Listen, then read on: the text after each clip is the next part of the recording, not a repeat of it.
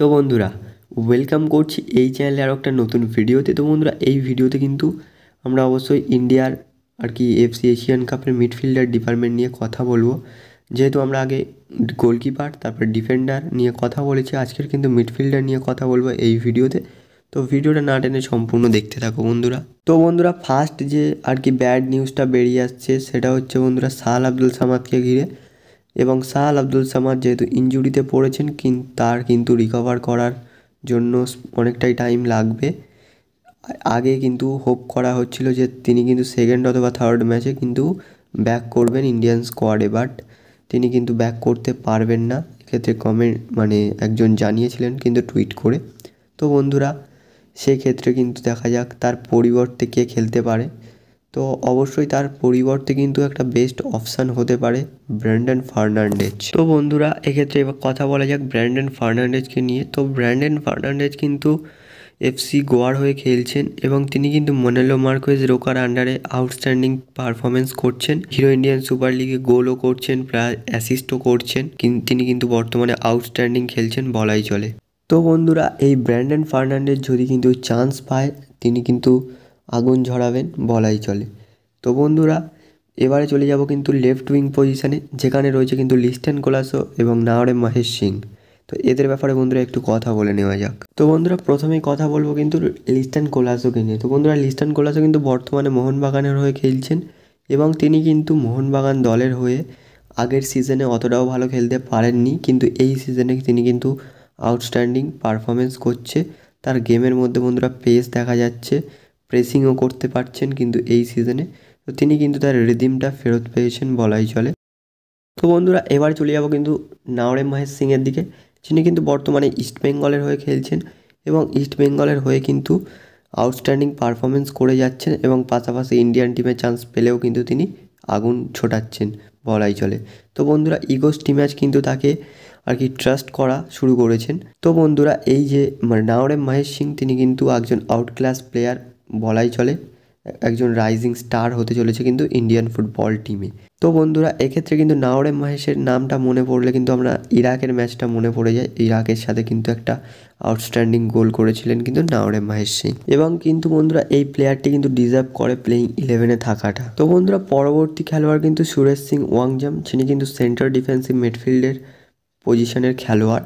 তো তিনি কিন্তু আউটস্ট্যান্ডিং পারফরমেন্স করছেন, কিন্তু এক্ষেত্রে তিনি ট্যাকেল ভালো করছেন, প্লাস তার সাথে সাথে বল রিকভারি কিন্তু খুব সুন্দর রয়েছে এবং 1v1 সিচুয়েশান ভালো ট্যাকেল করতে পারেন মোটামুটি। তো এই হচ্ছে কিন্তু বন্ধুরা তার কিছু স্ট্যাটস, এবং অবশ্যই বলাই চলে কিন্তু তিনি মাঝে মাঝে যেখানে দরকার হয় না সেগুলো ট্যাকেল করে যায়, বাট ডোন্ট ওয়ারি তিনি কিন্তু একজন আউটক্লাস প্লেয়ার। তো বন্ধুরা এই সুরেশ সিং ওয়াংজাম কিন্তু তিনি তার ক্লাবের হয়ে খেলছেন খুব সুন্দর এবং টিম ইন্ডিয়ার হয়ে কিন্তু চান্স পেলে তিনি কিন্তু দেখিয়ে দিচ্ছেন তার ওয়ার্ক রেট কিন্তু আউটস্ট্যান্ডিং। তো বন্ধুরা পরবর্তী খেলোয়াড় হচ্ছে ইউদান্তা সিং, যিনি কিনা বর্তমানে এফসি গোয়ার হয়ে খেলছেন। তো বন্ধুরা তিনি কিন্তু একজন উইঙ্গার পজিশনের খেলোয়াড়। তো তিনি কিন্তু 2019 সালে 2020 সালের দিকে আউটস্ট্যান্ডিং খেলতেন। তিনি কিন্তু এই সিজনটায় অতটা ভালো খেলতে পারছেন না। তো অনেকেরই কিন্তু একটা ডাউট রয়েছে যে উদান্তা সিং কীভাবে চান্স পেল। তো বন্ধুরা হয়তো কোচ ইউএস ম্যাচ এই উদান্তা সিংয়ের ওপর কোনো এবিলিটি দেখতে পেয়েছে তার ভিতরে, সেগুলোকে ইউটিলাইজ করার জন্য কিন্তু এই ক্যাম্পেইনে তাকে ডাকা হয়েছে। তো বন্ধুরা নেক্সট খেলোয়াড় হচ্ছে সাহাল আব্দুল সামাদ, যার আপডেট কিন্তু আমি একদম প্রথমেই দিয়েছি এই ভিডিওর। তিনি খেলতে পারবেন না, কিন্তু গ্রুপ স্টেজে 3টে ম্যাচ কিন্তু তিনি মিস করতে পারেন। তো বন্ধুরা দেখা যাক তিনি কত তাড়াতাড়ি রিকভারি করেন অ্যান্ড যত সম্ভব আগে ফিরে আসতে পারেন কিনা। তো বন্ধুরা এক্ষেত্রে কিন্তু এই যে খেলোয়াড়টি সাহাল আব্দুল সামাদ, তিনি কিন্তু মোহনবাগানের হয়ে আউটক্লাস খেলছেন এবং উইথ দ্য বলের সাথে উইদাউট দ্য বল আউটস্ট্যান্ডিং। তো বন্ধুরা নেক্সট যে খেলোয়াড় তিনি কিন্তু রয়েছেন কিন্তু আপুইয়া। তো আপুইয়া কিন্তু বর্তমানে এসিএল টুর্নামেন্ট খেলেছেন, এফসি চ্যাম্পিয়ন্স লিগ। তিনি কিন্তু বর্তমানে মুম্বাই সিটি এফসির হয়ে খেলছেন। তিনি একজন সেন্টার ডিফেন্সিভ মিডফিল্ডারের খেলোয়াড়।